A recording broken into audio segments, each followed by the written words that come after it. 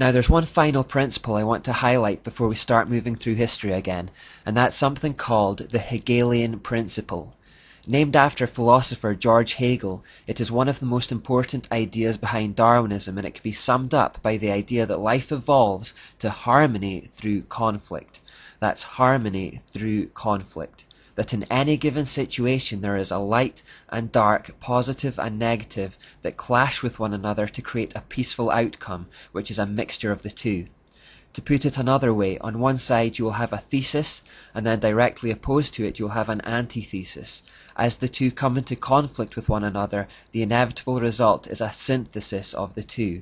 So very simply, thesis v antithesis leads to synthesis. Hegel was a pantheist who believed that you could see this happening in nature all the time. Freemasons and occultists everywhere believed that this basic principle could then be used to help bring about a singular one-world order. As I mentioned previously, one of the mottos of the Illuminati is "order out of chaos." Like eugenics, they attempted to artificially advance a process that they believed was already happening naturally. Because the goal of Satan was to reverse the scattering and fragmentation that had happened in Babylon to return the world to a singular system, the idea was to keep clashing opposing ideologies together to create conflict, which would eventually lead to peaceful solutions and unity, or synthesis in other words. Do this over and over and over, and with the passing of time, all ideas would converge back into a single point.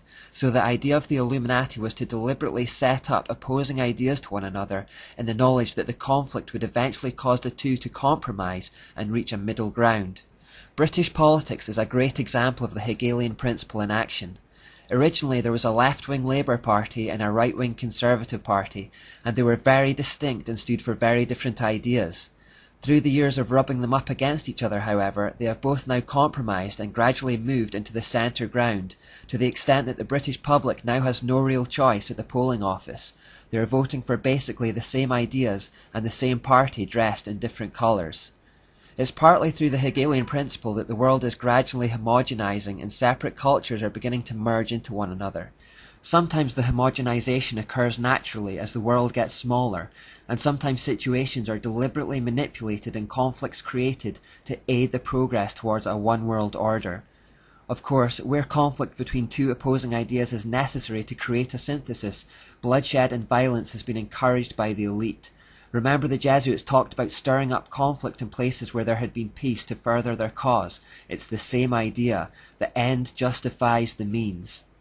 From the conflict of World War I, for example, there came the League of Nations, which was a synthesis, an attempt to join countries together in unity for peace.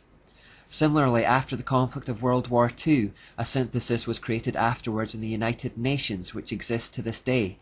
We'll look at that more later. Wars are a win-win situation for the elite because they don't have to fight them personally, they help keep populations down, which is one of their main aims as we have already seen, and commercial enterprises often make a lot of money from them at the expense of taxpayers.